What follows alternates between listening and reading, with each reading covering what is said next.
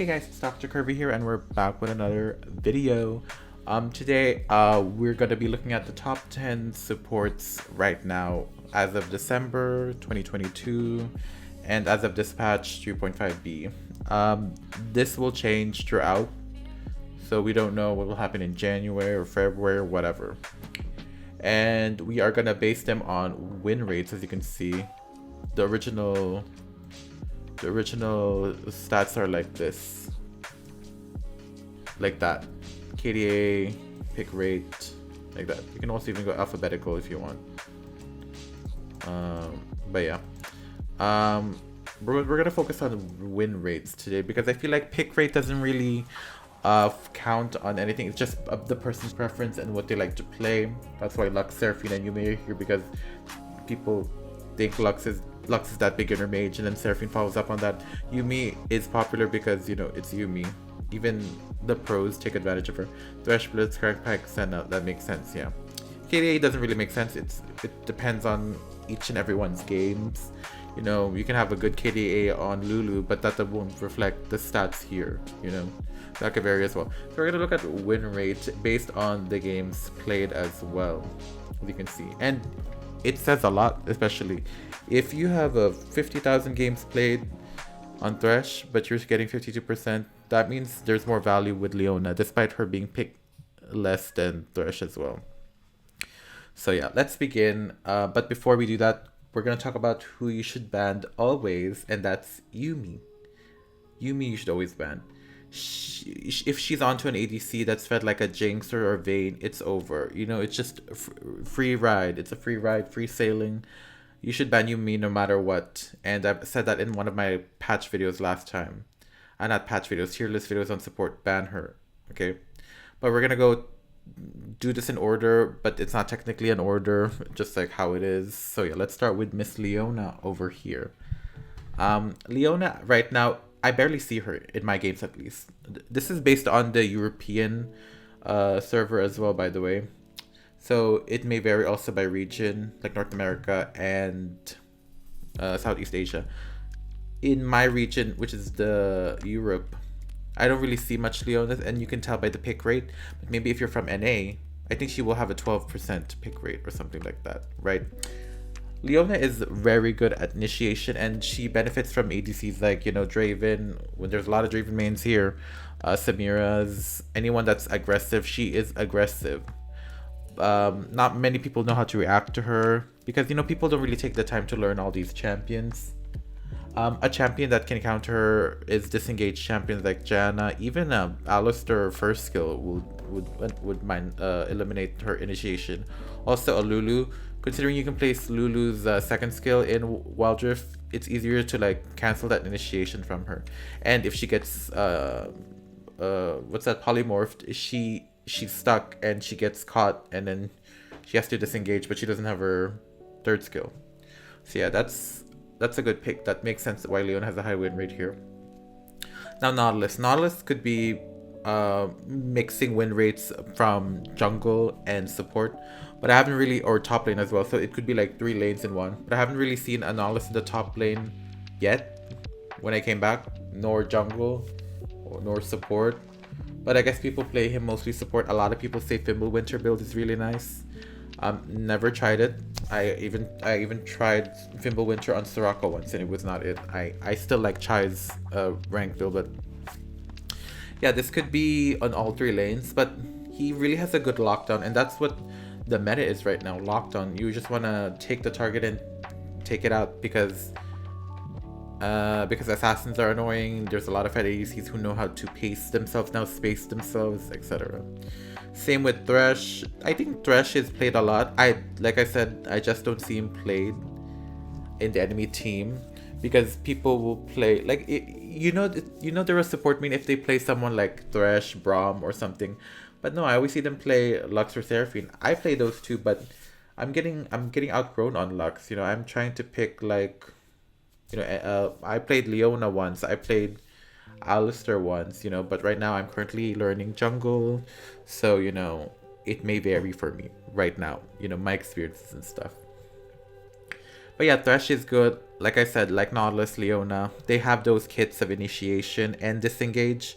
You know, you can disengage a fight with your lantern and grab your ally back. You know, you can flay them out, and then you can hook them.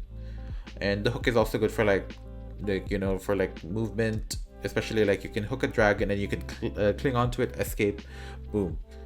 So yeah, Braum is a good tanky stat champion. Like imagine his second skill when they latch onto you, you get the extra stats. So he is very good in that way, and he's also a poke tank.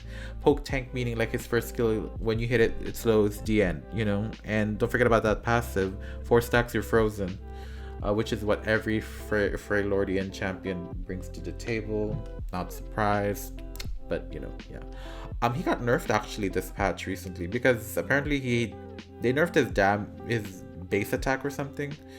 I guess he was being used a lot in high levels of play. Understandable. The elo I am right now is not really high elos of play. I wouldn't call Emerald high elos of play. So, you know, I think I saw him once. At least he was there. So, you know, but he is very good. I don't play him a lot. Barely played him actually. I'm gonna be real. But when I play, I'm not slacking down, and that shield is very scary. The unbreakable door shield, whatever. But yeah, you know, if you haven't tried Braum yet, you should. And that mustache, come on, don't deny it. Okay, Soraka. You know what it is. You know, I've been faring away. I've been straying away from Lux and all because I've been playing a lot of Sorakas.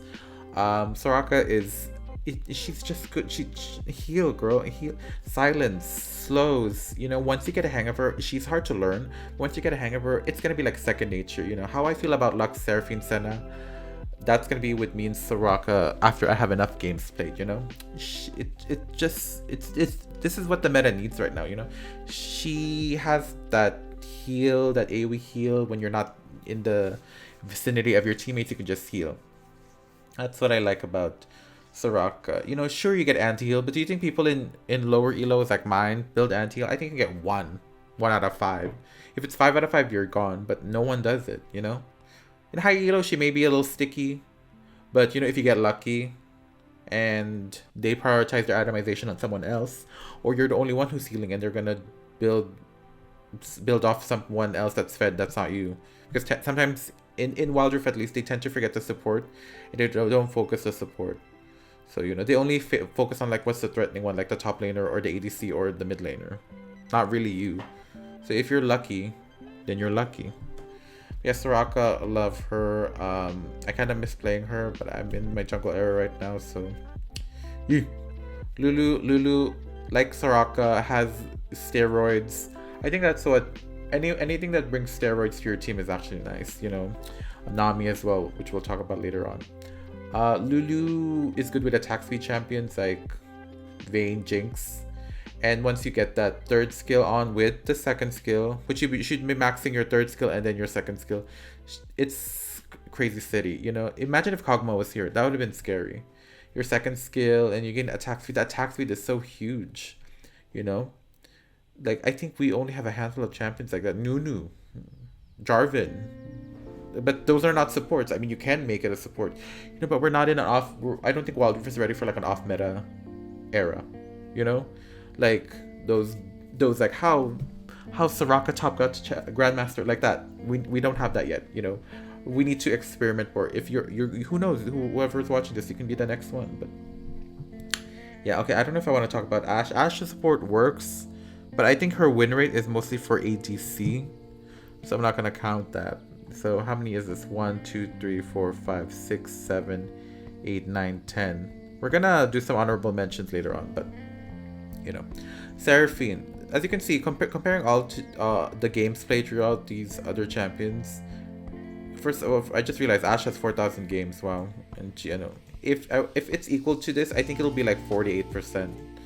But you know, it has to be her ADC win rate that spiked this, but you know, it is categorized as support. Anyway, Seraphine, 67,000 games played compared to these people, and she has a what? 50% win rate.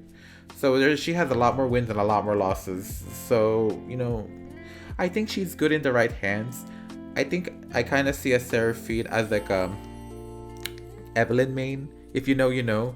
If you're an Evelyn main, you're scary. You know what to do. You know the lay of the land, etc.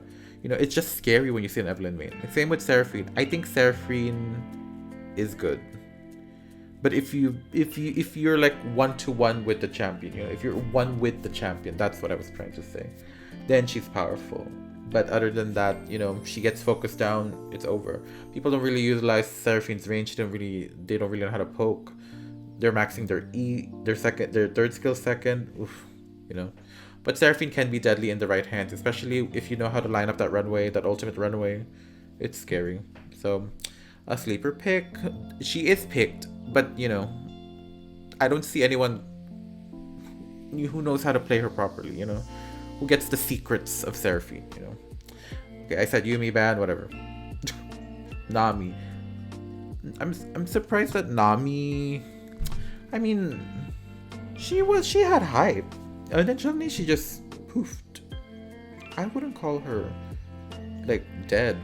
She just got nerfed once, you know. Chair.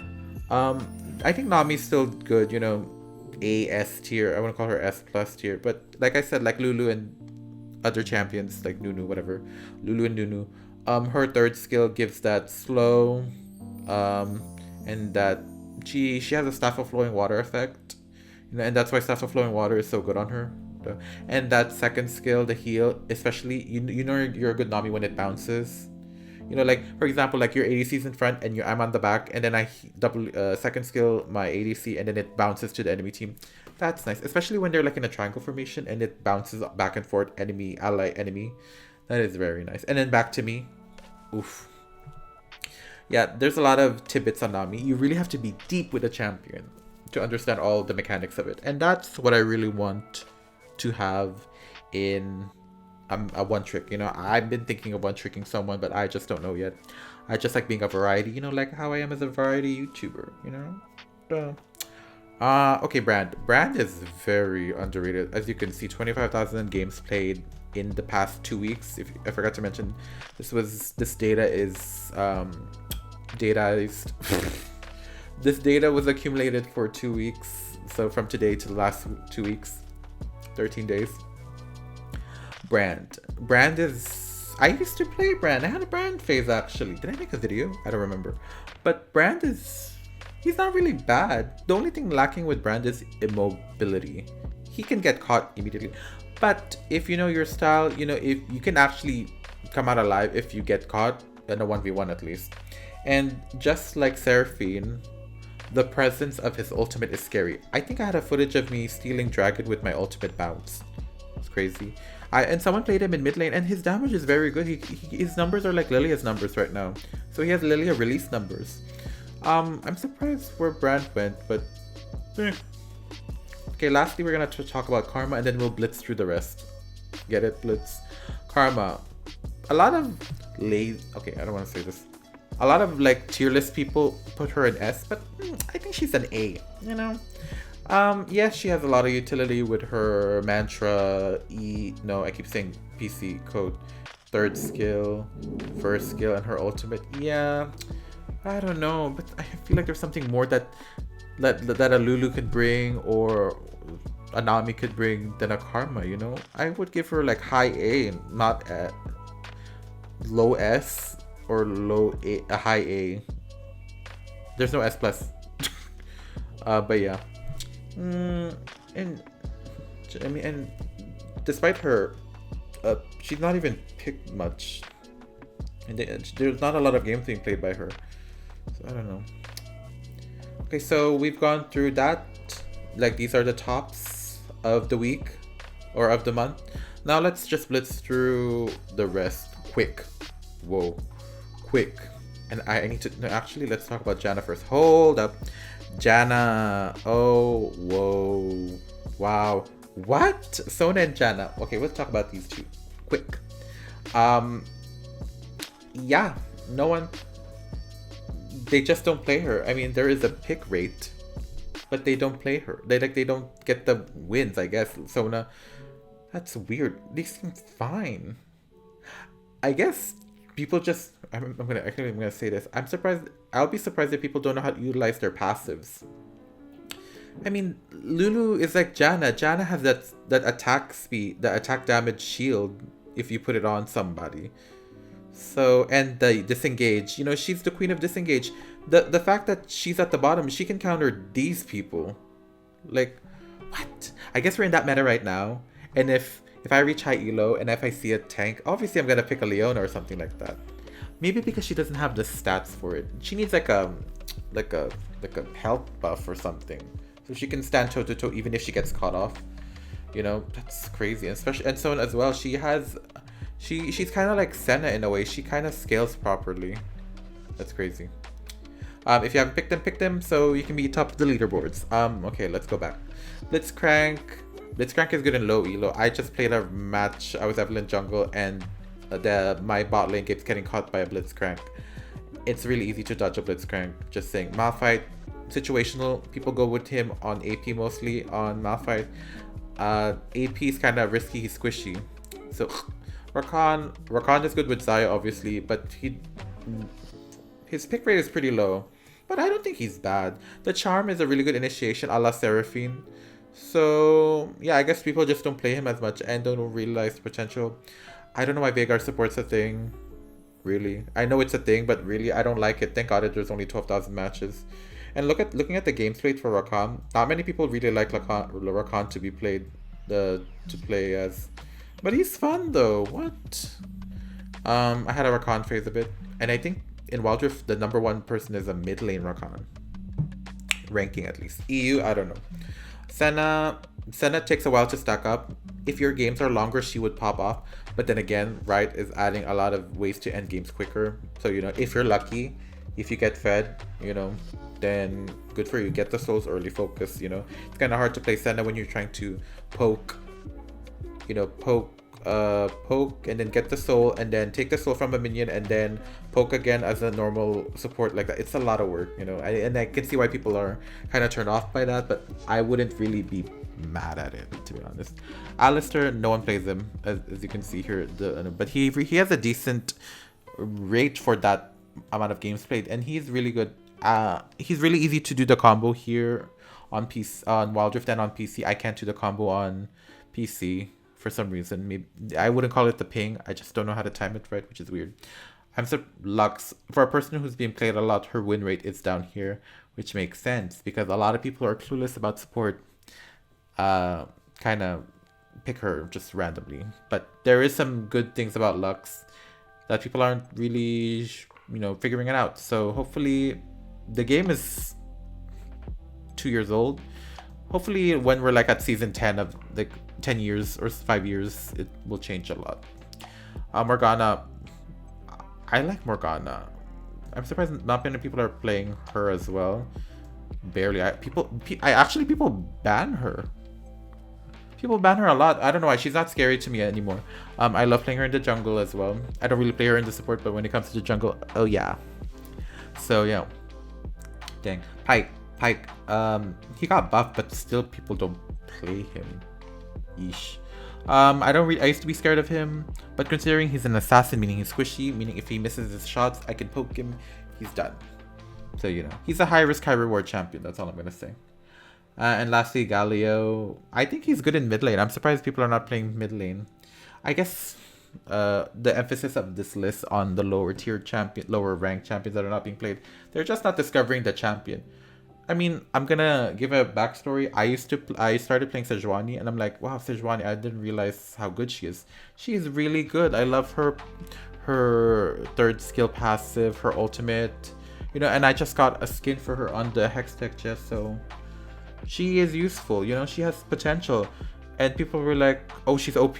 Duh, because you need to learn the champion, obviously. Like, what? People just watch their favorite streamers and think that, oh, they're good. No, everyone is balanced here. If you think they're weak, that means you're playing it wrong. Okay? So yeah, that is the review for like the top 10 and then discussing the rest video for patch 3.5b December 2022. Hopefully I'll do this every month of the month. So it's December 20 right now, so hopefully in January 20 I'll do an update, which is going to be crazy. There's going to be a lot of things happening in 4.0 because I think we're done with 3.5. But yeah, that was the video. Thank you guys so much for watching. All my social media links and if you want to donate are in the description below. So yeah, I'll see you guys in the next video. Bye bye.